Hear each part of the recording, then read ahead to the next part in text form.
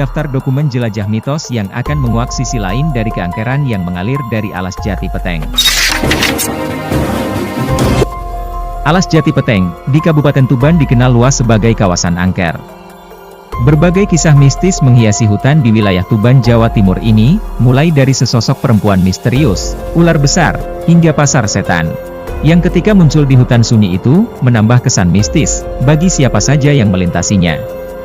Meski siang hari, jalanan tampak cukup gelap. Dari sinilah kawasan hutan jati ini lebih dikenal dengan sebutan Alas Jati Peteng alias hutan jati gelap. Mitos mencekam yang pertama adalah bahwasana jalan raya hutan Jati Peteng di Desa Sumurgeneng Kecamatan Jenuh ini merupakan kawasan tumbal nyawa. Jalan yang membelah kawasan hutan jati milik perhutani itu setiap tahunnya kerap terjadi kecelakaan. Bahkan hingga saat ini tercatat sudah ada puluhan nyawa yang melayang di kawasan tersebut. Menurut cerita warga setempat, dahulunya kawasan hutan Jati Peteng merupakan daerah yang kerap menjadi tempat pembuangan mayat korban pembunuhan. Keangkeran hutan ini disinyalir karena sejarah pembangunan jalur janggal, yang menimbulkan korban jiwa rakyat pribumi, akibat kerja paksa. Hingga tragedi pembantaian massal pernah terjadi pada tahun 1965. Ribuan nyawa mati sia-sia, dalam proyek pembangunan jalan multinasional itu. Mayat para pekerja yang merenggang nyawa itu pun kabarnya dibuang begitu saja di tengah hutan.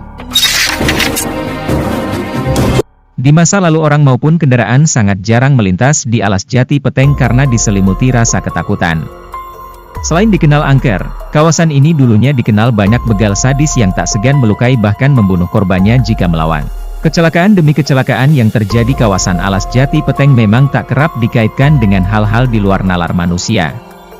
Pasalnya menurut kesaksian para korban selamat tak jarang para pengendara merasa melihat sesuatu aneh sebelum kecelakaan terjadi. Salah satunya yang paling dikenal para pelintas di sana adalah kemunculan penampakan makhluk gaib menyerupai wujud seorang nenek. Seperti kejadian yang pernah dialami sopir trek saat melintasi jalur Alas Jati Peteng. Kala itu menjelang sore hari azan maghrib, terlihat seorang nenek yang berada di pinggir jalan meminta tumpangan kendaraan dan menghentikan treknya di sebuah jembatan dekat pangkalan ojek. Menurut mitos yang dipercaya warga, nenek tersebut meminta turun di jembatan Kalidele yang juga dikenal angker. Yang lokasinya tak jauh yakni sekitar 1,5 km dari pangkalan ojek tempat ia menumpang. Di kawasan Alas Jati Peteng sering terdengar kesaksian makhluk-makhluk tak kasat mata dari alam gaib, yang mana saat mereka muncul maka tak lama kemudian akan ada malapetaka, salah satunya kecelakaan terkait mitos sang nenek penumpang misterius sebelumnya dikatakan bahwa ia merupakan sosok astral, yang membantu para pengendara. Pasalnya saat tengah dalam perjalanan menumpang sebuah kendaraan ia akan memberikan pesan kepada sang sopir untuk membunyikan klakson. Alasannya sang nenek mengatakan bahwa cucunya sering bermain-main di pinggir jalan ketika menjelang maghrib. Sehingga tujuan membunyikan klakson untuk memberikan peringatan kepada sang cucu agar tidak tertabrak trek. Tidak sedikit masyarakat yang percaya, maksud sang nenek membunyikan klakson adalah untuk memberikan peringatan kepada makhluk gaib yang berada di jalur Alas Jati Peteng. Hingga banyak pengendara yang melintas akhirnya kerap membunyikan klaksonnya saat melintas di tempat tersebut. Pengalaman-pengalaman gaib yang terjadi di Alas Jati Peteng, tak hayal hadir dari begitu banyak kesaksian mereka yang pernah melintas di sana atau masyarakat sekitar. Selain penampakan sosok tak kasat mata di tempat tersebut, kabarnya juga kerap muncul fenomena aneh yakni suara-suara misterius yang muncul secara atabraka. Salah seorang warga pun menuturkan pengalaman yang ia rasakan oleh fenomena di luar nalar tersebut. Peristiwa itu terjadi ketika ia masih kecil dan tengah bermain petak umpet bersama dengan teman-temannya di waktu habis maghrib.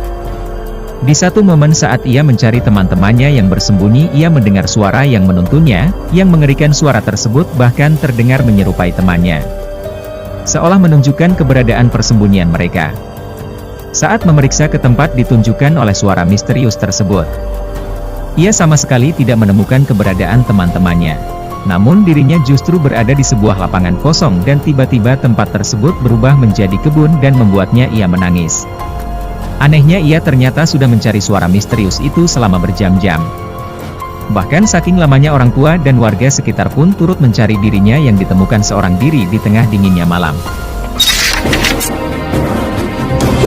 Suatu ketika saat tengah malam di alas Jati Peteng tiba-tiba ada trek yang masuk ke dalam sungai. Menurut penuturan sang sopir bahwa jalan ia lewati benar dan ia mengemudikan trek dalam keadaan sadar dan tak mengantuk. Namun entah mengapa trek tersebut ternyata tidak melewati jalan sesungguhnya, tapi malah masuk ke sungai, tak jauh dari jembatan pangkalan ojek. Di alas Jati Peteng tak hayal membuat banyak orang menganggap bahwa kecelakaan yang terjadi di tempat tersebut memanglah ada sangkut pautnya dengan makhluk gaib penunggu tempat tersebut. Salah seorang warga yang memiliki kekuatan spiritual pernah melakukan komunikasi gaib dengan sosok tak kasat mata yang ada di sana. Saat medium beraksi ternyata ia dirasuki oleh makhluk yang menyerupai ular naga. Sosok lainnya yang kerap mengganggu para pengendara di alas Jati Peteng merupakan makhluk gaib yakni Buto Ijo dan para pasukannya. Sang makhluk pun mengatakan bahwa dirinya memang kerap mengganggu para manusia yang ada di tempat tersebut. Terlebih mereka yang tidak kuat iman dan terlendor saat berkendara melintasi alas Jati Peteng. Pada awalnya, alas Jati Peteng Tuban ini masih berupa hutan ribun yang belum banyak diketahui orang. Dengan jalan menuju ke tempat tersebut masih berupa hutan, sampai sekarang tempat tersebut dikenal masyarakat sekitar. Terlepas dari mitos itu benar atau salah, semuanya saya kembalikan ke kepribadian masing-masing. Pengalaman setiap orang terhadap mitos atau mistis akan berbeda-beda. Tidak semua orang merasakan hal yang sama. Bagaimana menurut pendapat kalian? Jangan lupa tulis komentar di bawah ini ya.